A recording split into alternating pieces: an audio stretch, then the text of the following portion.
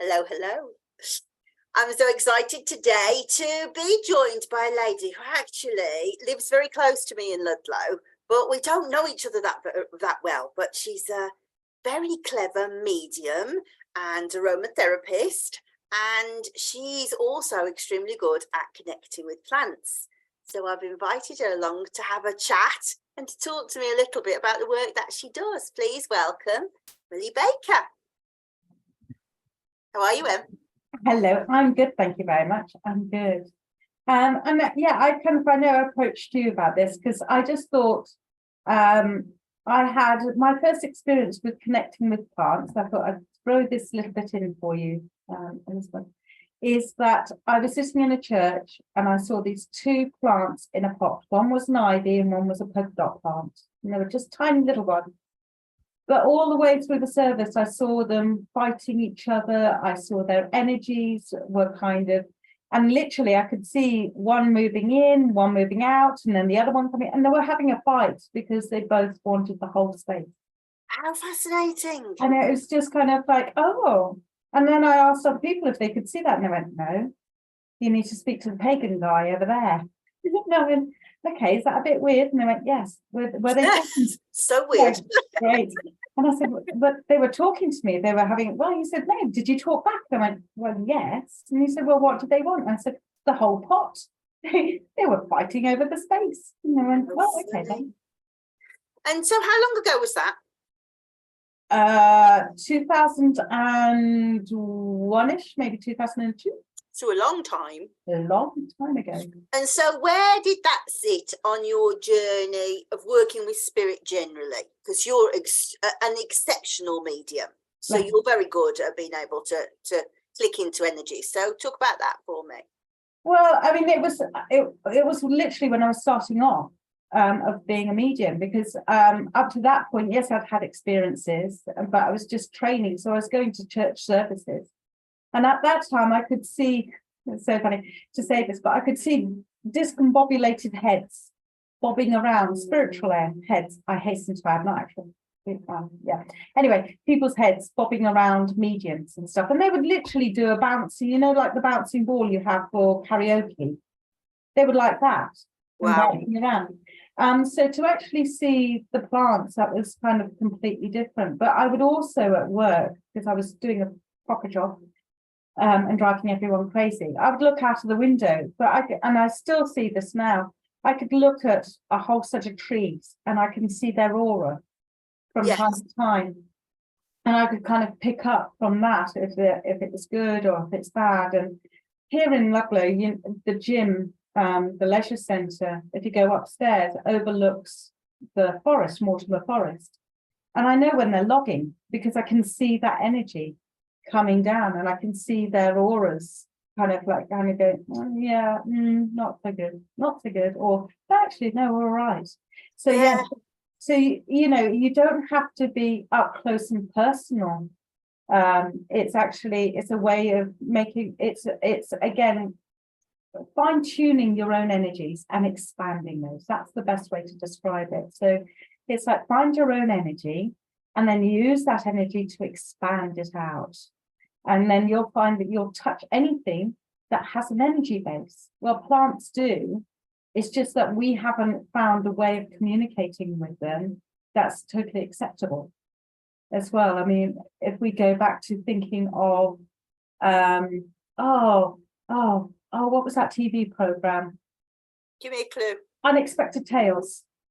Tales of the Unexpected. That's the one. Thank you. There. But they had this guy who was tapping into trees, wasn't he? And he could hear them screaming and things like that.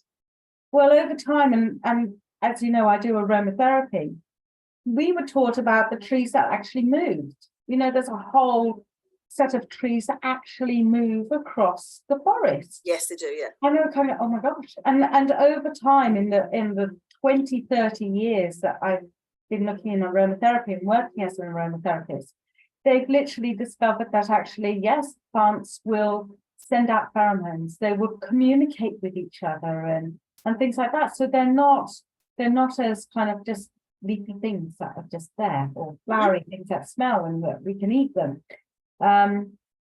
but they do have a base. They have feelings as well, and it's tapping into that. It's just as valiant as tapping into animals, and just as valiant as tapping into people as well. And I think, I mean, of course, I am an animal person, but I actually do like the energy of plants better than the energy of animals, because I have to say, plants make it very obvious if you haven't looked after them very well.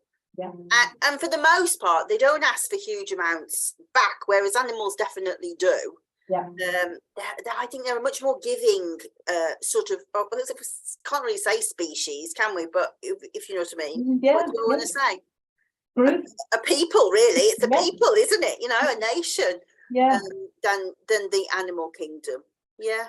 Yeah, and a botanist actually, when I was doing an aromatherapy course, went and said, you know what, we live on the planet of the plants. Yes. This is their plant. This is their planet. We're the invaders. We're the last of the species to kind of invade. But they were here way, way, way before us, and way before the dinosaurs. You know, they were first. Yes. And it's their planet after all. That's what I always remember her saying. It's their planet. We're the custodians. That's right. We're here to look after those species and to look after, and that part of that is, like we said, it's the plants. You know, they sustain all of the vegans, and, Yes. and you know, and lovely vegans. Just bear that in mind that they have to. So talk to your planties, and I do talk to my plants actually. I did a little experiment. My mum had an evergreen magnolia tree, and it didn't flower.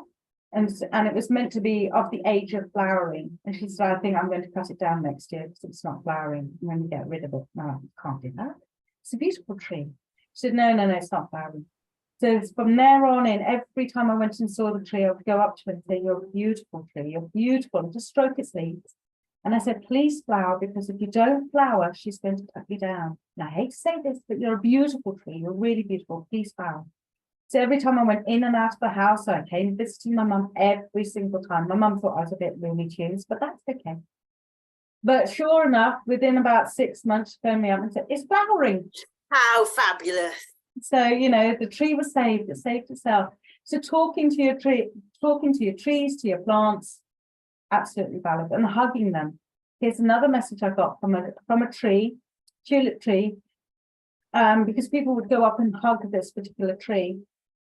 And they said, and it came up to me at night and it said, in the day, we take your energy, but at night we release it all for all of you. And I went, just beautiful. And I could actually feel the roots underneath growing. And it's beautiful. So I tell you what, tree, I always have to hug, whether I like, you know, whether I'm in the mood or not. And it's actually in my Melissa book. One day I was so upset, and it was like a mudslide, and I still climbed up to it. So you know where the castle is. yes, You walk up just the pathway as if you're going to the Linney. There's that enormous yew tree with the branch that's fallen underneath it. Do you know what I mean? Just under. Yes. I can't go past that without talking to that tree. It just sustains me all of the time. I love that tree. And both of the two trees there. Yeah, there's the big yew, and then there's something, I don't know, it's an oak, isn't it? Maybe. A beech, yes, it is a beech, you're quite right. And I always think how big the canopy is. They say the root system is 3 times the size of the canopy, don't they? Yeah. So that beech tree must be most of the mound, really. It's enormous, isn't it? Huge. It's huge. It's beautiful. Absolutely beautiful. So I thought today we would just do a bit of energy connection to ourselves and send that energy connection and expand it to our plants. So hopefully, you know, people have got a potted plant nearby. This is so timely for me, because I've only just been saying I just don't hear my outside they chat all the time, but indoors they are very much Daryl's plants. The silent one keeps them all to himself, and they surround me, but they don't talk to me, which in some ways is good, because once it starts, it never stops for me. Yeah. So, but yes, I am excited to do this. Yeah. So let's Yeah. do it. It may be a case that you may not hear them chattering, but you may be able to see their aura. I can always see their energy. Yes, I Yeah. can always see their energy. Not necessarily as colours, but I can see, oh yeah, it's projecting out, or no, it's feeling a bit sickly today. Yeah. Yeah. And then if you do see that, I would say what I would do is then to ask questions. Are you feeling okay? And wait to hear the answer. Yes, okay. So, Okay. you know, I see that you're expanding or contracting. Are you okay? What can I give you to help you? And just ask simple little questions. Yes, okay. Right? Shall we go for it? Yes, I'm excited. Fabulous. So there's different ways of finding your energy. I'm going to do this one, which is like a ball, but I'm also going to do it another way. So some of you may have done this one. It's like finding the elastic and sticky tape. So if you have your hands in front of you, lovely, and just bring them in and out, together and apart. And you feel like there's kind of like almost like a rubber band around your hands, and you're kind of feeling that full resistance. Okay. So when you're finding that, just pull it out a little bit further. So this is your energy field that you're playing with. So you may want to just bring it, see how close you can bring it in before you really want to kind of push it back out again. It's really it's almost like having your hands with PVA glue. And you're stretching out that glue. It's like, oh, it pulls me back. Oh no, I can pull it out and pulls me back in.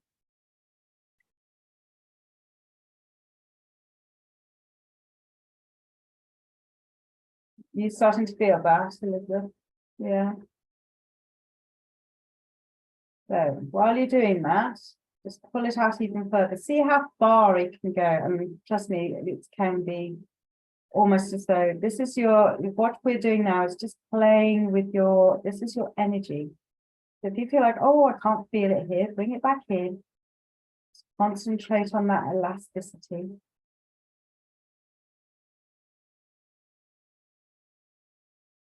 Now, if some of you are struggling with this kind of concept of holding a ball kind of an energy, there's another way you can do it, which is have one arm in front of the other. So almost having it that way. And you can do it, rubbing it as though you're almost in between the two hands. It feels really, this one I kind of discovered the other day and I went, oh, I like that. And no, I don't like that. No, if you have it actually lower, so let's just stand up. So if I have it here, for instance, you can actually still feel. Oh, it's over the solar plexus. Yeah. No, still Not on shoulders. It's not okay. good for my shoulders. Okay. This better. Stick with that one. Absolutely. Yeah. So yeah, stick whichever. So some people may find either one. I'm just showing anybody it's who because wants. I'm well practiced doing it this way, isn't it? Ah, okay.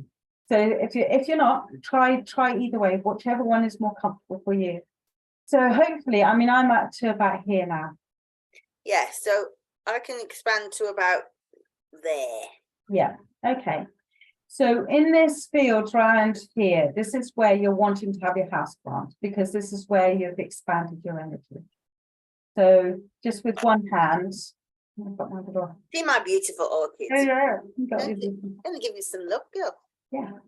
So what we're going to do is just have that field around us, and we're just going to now just still continue to just play with that, and just we're looking at bringing in the energy of the plant, because the energy of the plant will also have a field around it. So we're just going to connect in with that.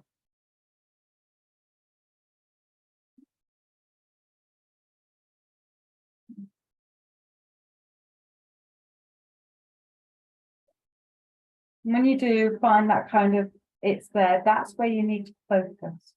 So you can lower your hands because that's where your focus is. It's within that sphere. And just look at the plant. Really just have a look at it. And just, you may have thoughts of it saying how beautiful it is. Mine's grown quite a bit all by itself. and you may actually see it move and grow as well. And then perhaps it's unfurling its leaves. So mine are kind of like, oh, we're moving, we're moving. There's a tiny cobweb, and I can see that the cobweb's moving as if like the plant's moving it. Yeah. Because plants grow in a spiral. Yes. As we know. So yes, you will sort of see a movement as they're growing. Some, ivies grow prolifically quickly. And you can see that quite quickly, and some houseplants do, and some are very slow growers. So the thought, now I'm kind of, while I'm looking at this plant, I keep on hearing in my head, oh, I'm happy. Oh, look, I'm being useless. Yeah, mine's going, this is delightful. Yeah, yeah, yeah.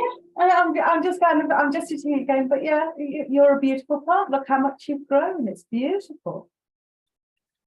And plants will respond as well. So I never go into my garden, or even with my houseplants, without saying, I'm going to need to do this, or especially in the garden, I need to prune you back a little bit. You're being a bit rambunctious, but you'll love it. You will.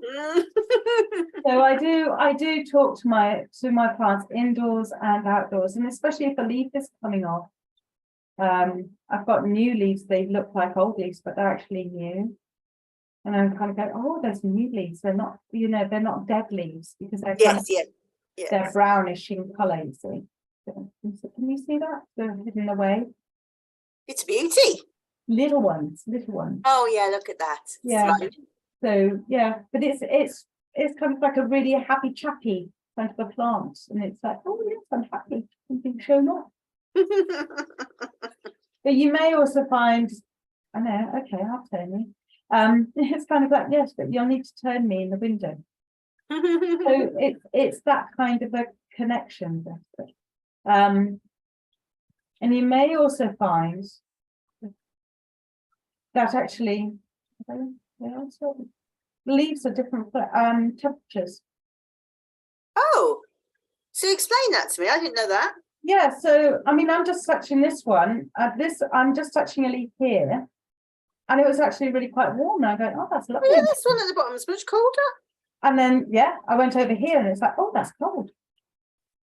And I go, oh, are you okay? And he's going, oh no. And I can see that one leaf's been attacked down here. So the leaf above it, that leaf is not very happy. But it's like, oh, and this is the leaf that I was touching, and it says, I'm cold. But it's much lower. So yeah, so you may be able to feel the difference in temperature as well, and say, oh, okay.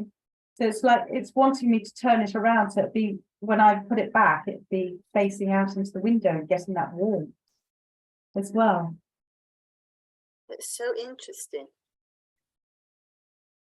But it's funny, isn't it, that we think that everything has to talk in our language. Yes, and I do think that this is a stumbling point. I'm sorry, my love, I'm just going to move you out the camera because it's distracting, but I am still paying attention. Yeah. I think that is a stumbling point for lots of people on lots of levels, that they think, well, I don't see anything. Yeah. Or I don't hear anything. Yeah. And of course, why would it speak English? Yeah. Yeah. I can remember actually, my mum, when I was about, I don't know, probably about 7, and she got it into her head that she wanted a magic wand off a hazel tree. And so she said, right, I'm going to go and ask the hazel tree about it. And she came back and I was like, did you do that? And she said, yeah. And I went, I don't think it would have understood. He said, what do you mean? And I went, and I was really bothered by this. So I was like, it's a French tree. And I can remember being 7 and thinking, this is a bit, I'm quite worried about this, that she's asked for permission, but maybe it didn't know that she'd asked for permission. Maybe it didn't understand. But I think that a big part of it is that, like an animal, really, it understands your emotions, doesn't it? It feels that connection through your aura a lot of the time, doesn't it? And if you are being consciously sending out that sort of feeling of, well, I really want to be friendly to you. I want to know you in the same way that you would to a person. Mm. The plant does that. That's what the plant responds to, isn't it? Absolutely. And also it comes from the heart center, doesn't it, when you're wanting to do that? And it goes back to touch as well. If you did the same experiment with someone who, say you had a list of emotions and you said, okay, one of you is going to be blindfolded, the other person is going to do the touching. This is an emotion, anger. Touch that person in anger. Yeah. Don't hit them, obviously, but and they're not speaking the same language. No. Not speaking any language. So why can that not be the same? We're energy based, and plants are energy based. I absolutely agree with that. When on my first aromatherapy workshop, we did this exercise, not dissimilar to what we just did, but I think that it kind of goes on from that. And it's a shame because now that we're doing a lot by Zoom, you can't really experience it in the same way, but it is something that you can do at home. Yeah. You stand behind somebody and you tune into their aura, and you push the aura, pull the aura, push the aura, pull the aura. And they don't know what you're doing, but they start to rock because you are, and it is like a Jedi mind trick. Yeah. And it's such a big part of being able to do a massage well, of being able to know, I think, I'm moving that. Look how I'm moving that energy, and being able to tap into that in your own head of going, well, Jedi mind trick, look what I'm controlling, because you are. Yeah, absolutely. And that thing of when you're on an escalator and somebody comes up behind you too close and you step up and you think, I didn't really know somebody was behind me, but I did know somebody was behind me. It's the same thing, isn't it? Absolutely the same thing. And going back to why would a plant speak the same language? Again, it's like people say, well, when they come to you, oh no, but he was French. Why is he speaking to you in English? And I said, because I've got to understand to give you the message. Mm-hmm. You know, if they've got to translate it for me. It's no point them speaking in French because I'm just going to get just speaking in a language I really don't know and I can't really translate it. So again, it's that transfer of energy. Yeah. Have you ever seen the video on YouTube called Humans? Oh, now that rings bells. Possibly. I do share it a lot, and I will share it on the page again because I think it's really pertinent to this. That what it is basically this man's gone in a drone and he's filmed all different parts of the world, and you can see the contrast of what water does in one part and no water does in another.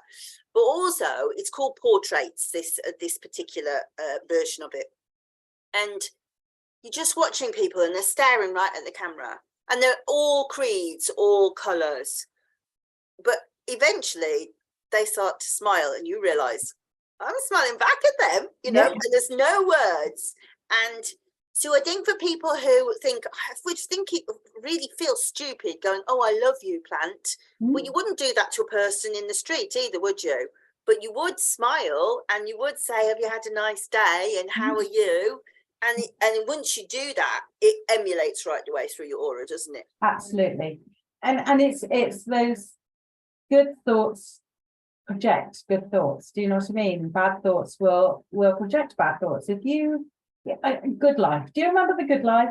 And they did the experiment of talking to the plant. So that episode, but go on, tell me about it. So it was beautiful. So you had them, and they Felicity Kendall, she was talking nicely to the plants and played classical music. Can I just say that they love classical music? Yes, and my bees love classical music as well. Yeah, they love classical music because it's very much of the tonal. Yes. It's coming from us. It's a very basic tonal notes. Rock music, they don't like. It's just like, repel against that. Heavy metal, we go back a bit. Pop, yes, but classical, yes. So she was playing that and she was talking to them, saying how wonderful they were. While he was kind of like, oh yeah, no, I'm just going to leave them alone and just water them. You're just being alone. And hers were just blooming, absolutely blooming, because she was talking to them, just saying how wonderful they were. And if you did that to a person, and that's it, isn't it? You wouldn't leave a child just doing nothing and never talk to them, would you? You would, at least once a day, check in and say, how was your day? And, oh, that's really crap. I'm sorry that's happened to you. And, You know, it's the same, isn't it? yeah, and it's the same as when you saying, oh no, you've got a beautiful smile. It's beautiful. And you know, it's that those nurturing things, and touch is important. I mean, they've just been talking about loneliness, you know, and it's just kind of like it's a plant can be just as lonely if it's, you know, if it has its own tribe, you know. I think we forget that some plants may actually thrive in having multiples of their own, like herds of. Yeah, so we've got a lot of plants in our living room, but like I say, these are not my plants. These are the Silent Ones plants. But I did buy this one particular plant that was a kangaroo paw plant. It was a medicinal Australian plant. And we started a new area over that side of the room, and it was on its own. Yeah. And it was kind of, it was like, oh, it looked really pretty because it had fantastic orange petals and stuff. Yeah. It was a beautiful flower. But then, as is our wont, we went to a garden centre and came back with many more. And we surrounded it. And my mum said, you know, that plant is so much happier with those other plants around it. It was, and you could see that it had gone, ah. Yeah. You know, it had relaxed into it. Oh, some more of my own type. Yeah. Yeah. And again, it's that picking up of that energy. And it's just, if you can connect with your energy, you know, some of the people in the group may be kind of going, oh, they're talking woo-woo now. And a lot of, as a guess, your group and the group that we've got here are actually kind of going, yes, I can connect. And yes, oh, I haven't thought that I can actually talk to my favorite plant, or I can actually get to know what it's feeling as well. And so the one thing that I will say to you, people always say to me, hydrolats, what do you do with them when they're going out of date? And I always used to say, don't know. But then the bee said to me, the plants like hydrolats. And so I was like, oh, okay. So I started to put them out in the garden. And then I thought, God, these plants in the house are really dusty, because they are dust. I'm sorry to be rude, but you are dust collectors. And so I started to polish their leaves with rose water. And you could see them go, oh, yeah.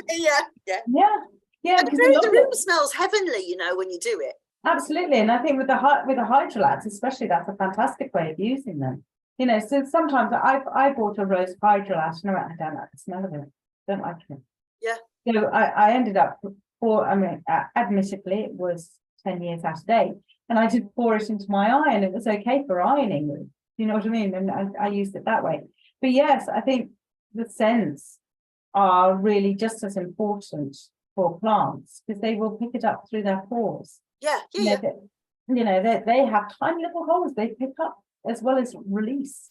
I mean, presumably they read the other plants' pheromones in the same way, don't they? Presumably. I mean, I don't know whether that's proven or not, but it seems sensible to me that they would.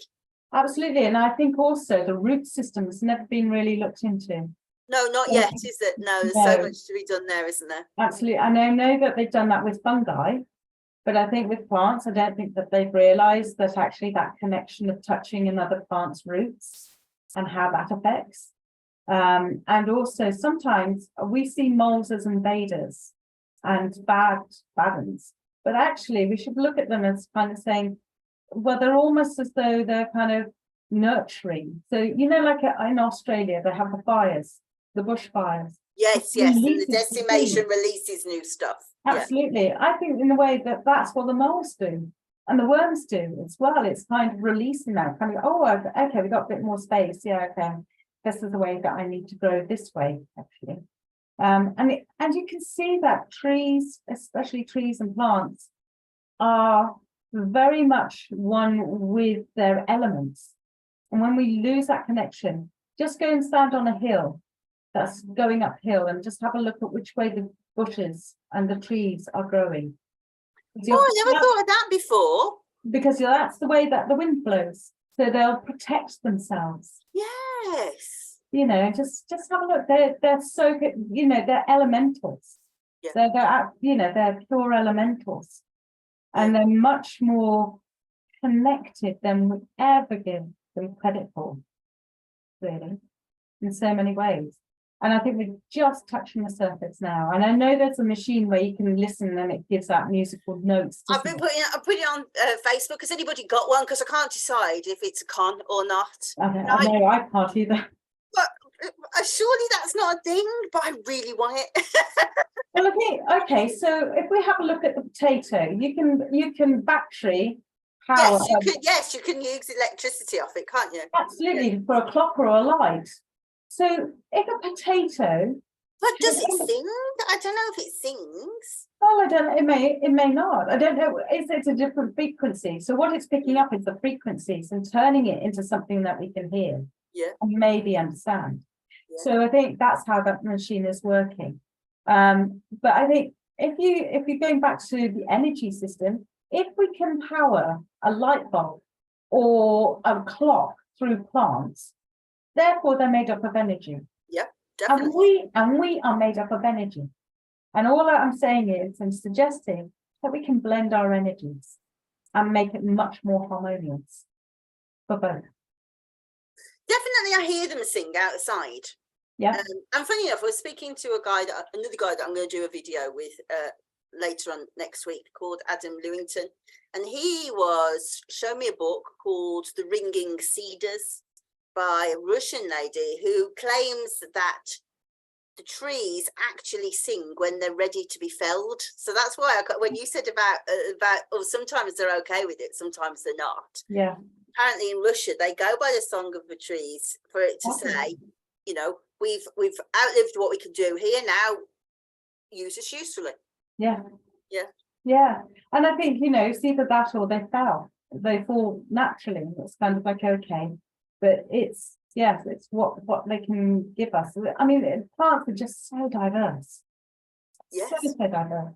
And I haven't even looked at water plants, because that's a whole different. Oh, see, now Daryl's very much a water plants person. I love those. I love the aquariums filled with water. Yeah, love those. Oh, did you see the pictures? Yes. Well, that's only 2 of them.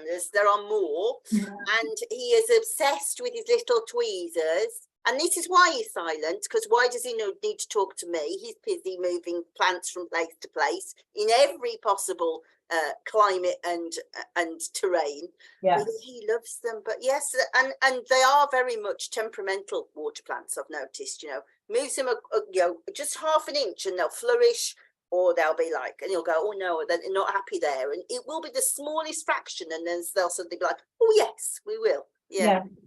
And I think also it's a case of they need something else in the water. And I think, you know, a lot of people will have shrimp, the tiny little shrimps and stuff like that in sales. And I think they do need that as well. Yes, yeah, definitely. Because actually we do have filtration on our systems, but we don't need it now because it is a complete ecosystem. So we've got the fish in there, which we obviously. And we've got the shrimps that clean. Jacko's go clean. And we've got hundreds of snails. Yeah. So the water is being cleaned all of the time, and then those creatures are obviously feeding the plants. The plants feed the water. Feed the water. That's right. Clean the water. Yeah. So it is this tremendous biological cycle that just exists within a box. It is, and fantastic to watch. And I've seen lots of YouTube videos about it, and I just kind of go, I wonder what they would sound like, and what feelings I can get from them more than. Well, you're welcome to come and meet us. Bless you, thank you. Yeah. No, there's plenty to know, but I bet there's 150 different species. And tanks. Yeah. I mean, sometimes I go up into the woods because there's ponds there with loads of lilies, and I kind of go, yeah, okay, you're smothering yourselves out and going, yeah, we'd like to be cold a little bit.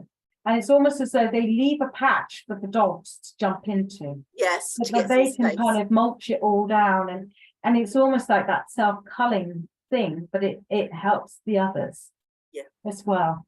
You know, you can't, they're fascinating. Plants are really, really fascinating, and I think that they're very much, we do kind of not listen to them sometimes. Yeah. And well, it's very easy to sit amongst them and take them for granted. Yes. Isn't it? And I think if you grow your own food, which I do not, my sisters do, but I do not, mainly because my family won't eat a vegetable. So what's the point? But I think if you are a gardener, then your attention is drawn to the plant, isn't it? Yeah. But if you don't garden, if you don't have your hands in the soil, you can go through your whole life and not realize that you couldn't breathe without those. Yeah. Simple as. Yeah.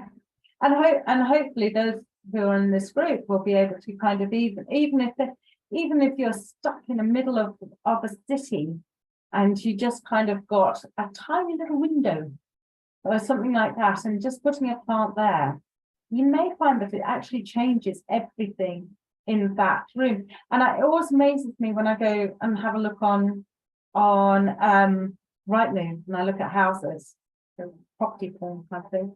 But I look at those and I kind of go, where is it living? Where's the house? Because, it's kind of bringing in that energy, it's bringing in that life while you're not. I mean, that's the foundation of feng shui, isn't it? The air and water and how it moves around the room, and definitely plants in different places, softening off edges and stuff like that is really important, I think. But it's quite amazing how many people don't. How? Yeah. Plants, and I just kind of go, well, I know it. Trust me, I was one of those people that would look at a plant and it would die. I used to be one. For me, to be fair. Yeah, and especially house plants. I mean, it's kind of, my mum tried me with a cheese plant. I went, seriously, you're going to try a cheese plant? No, okay, all right, I'll try. And I took it up into my room because I don't smoke. My parents do smoke, and I got it to flourish much like yours is behind you, big, huge, massive leaves. So I outgrew my room, and I brought it downstairs, and I said, it's the only place it can go is here. And within a week, I could see it, and I went, we're choking to death. And I was it couldn't cope with my parents smoking. And it just was like, and then literally I would be wiping it down. And even then, without realizing it, I was connecting, but I didn't know I was connecting. Yeah. And just kind of talking to it. And I said, you're going to be okay. You will be okay. Honestly, I'll find you another spot. We'll find you, well, I promise you, I'll find you another spot or another home. We'll find you some.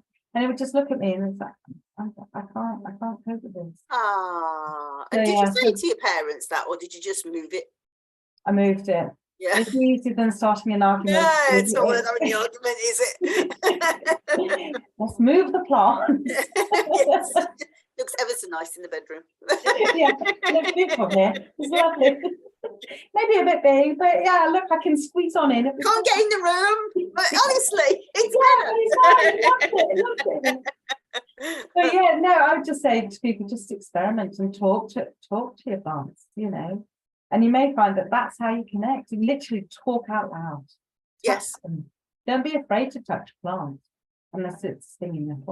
But or poisons. Or poisonous. Or poisons. Yes, hemlock, isn't it? Giant hemlock. Water hemlock, isn't it? That's poisonous, but yeah, there's lots of others, aren't there? Yeah. I've bought lots of them this week. Excellent. The poison. Going, one poisonous plant, two poisonous plants. So I take it you're putting them around the perimeter just in case there's a bit of feng shui, making sure any burglars and stuff like that, if they get.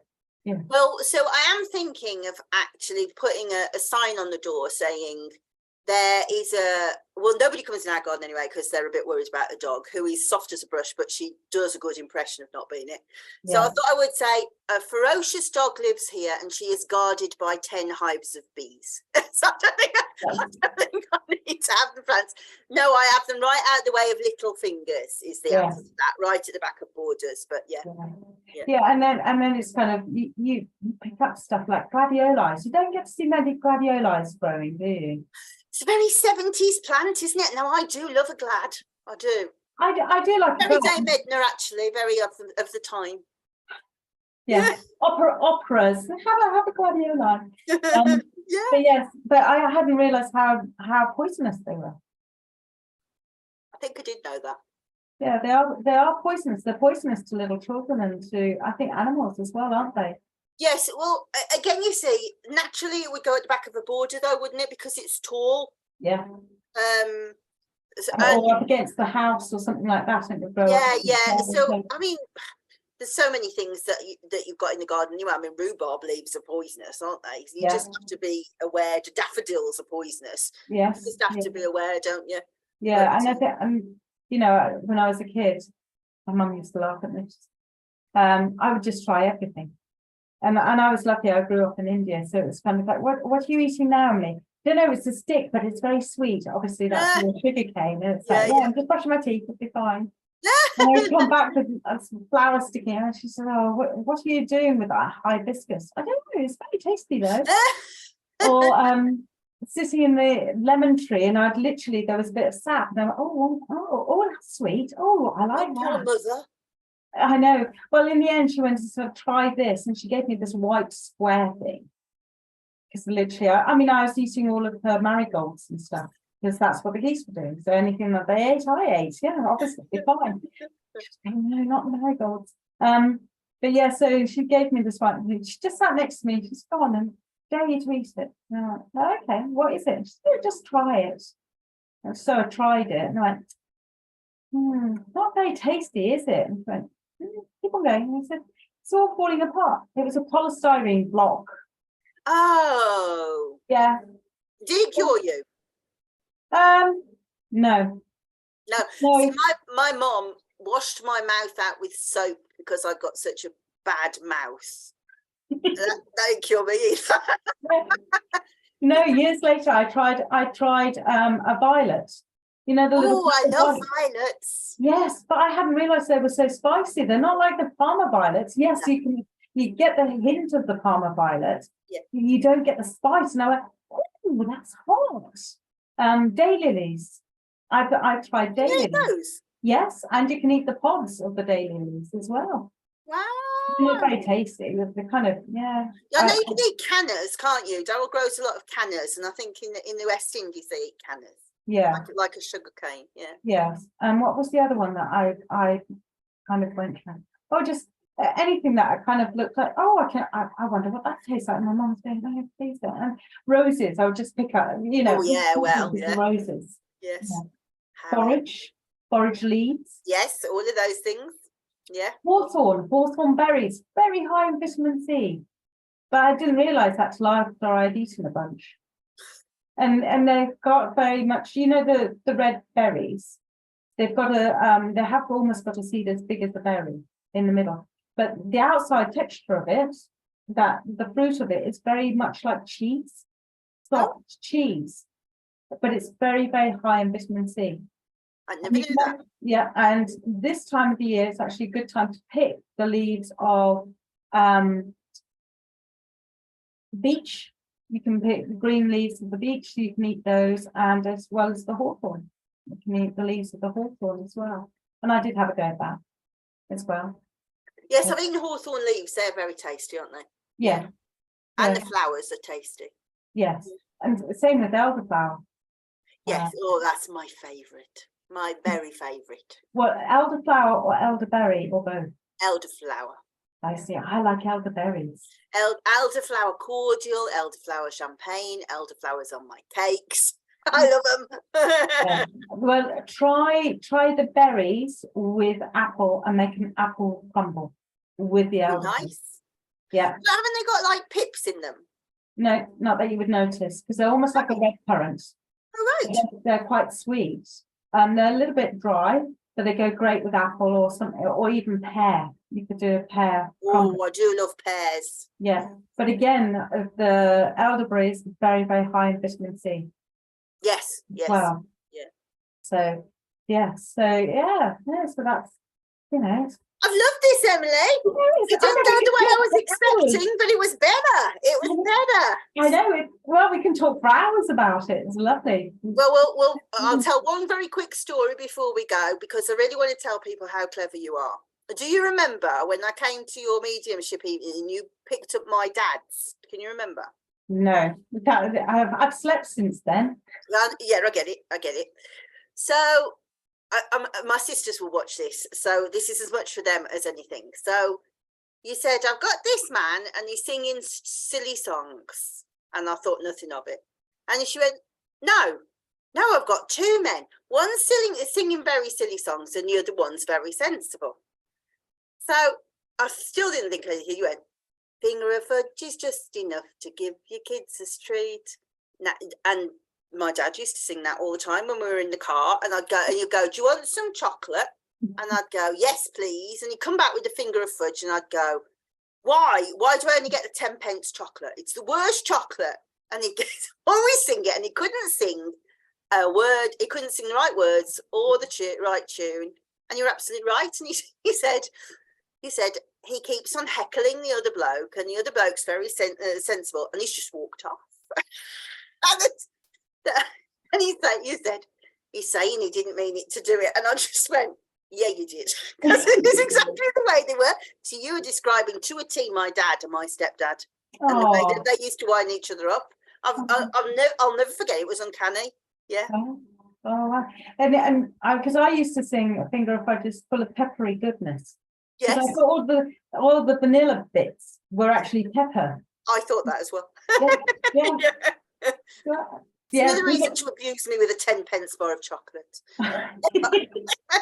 Oh no, I'm glad it came through for you. I'm really, really pleased. It was tremendous. I'll never forget it. So listen, we're going to put your details on in the description underneath. But is there anything that you would like to tell people about you, or anything you would like to say about connecting with you? Yeah, so if you on my website, emilyjbaker.co.uk, you can book there because I do aromatherapy treatments. I do reflexology. If not sure, I do taster sessions. And if you're kind of going, oh my gosh, I live so far away, can't have those, not to worry. I've also got a set of inhalers I make as well. So yes, you can have like aromatherapy in your pocket. I have those. But I've also got a set of perceptionary cards. So if you are connecting up with your energy, they're a great kind of like a little tool for you to use. And you may use them for meditation. And for any of you who are arty and kind of going, oh, what colours go really well in the garden? Perhaps, looking at some of the colour blends in those cards. You can read from them as well. You can pick out faces and all sorts of stuff. Yeah, you shared those yesterday, didn't you? So we'll put a link to those for people to have a look at as well. Yeah, absolutely. So if you can also book readings. I do readings online as well as face to face. Heartily recommend. Yes, yeah. Thank you. Have a look, and if you've got questions, just always contact me. I'm always happy to answer any questions as well. So, and I work on the weekends. Yes. Even a bank holiday weekend, I do work. Yeah, no, it's it. Well, make sure you get to town and see. I've been up there today. It's the flags everywhere. It looks magnificent. Yeah, that's fabulous. No, I'm pleased. I'm pleased, people. I was thinking, when are people putting out flags? Yeah. I've got mine now. Now. Fabulous. So, well, thank you so much, Em. And thank you for being so generous with your knowledge. I think people will really have appreciated, and I certainly did. I feel like I've developed a whole new thing that I couldn't do before, so thank you. Well, there you got to talk to your orchid. Yes, I know. And she's looking at me as if to say, I think you should continue the conversation now. Yes. Yeah, absolutely. I think you need to have a word with the cheese plant behind you, though. Do you? Yeah. Yeah. Well, you'll have to wait because I've got to feed the little mouse. It's time to feed the mouse. Feed the mouse. Couples back. Yes. Oh, bless him. Right, stay online and I'll say end of recording. Say bye. Bye.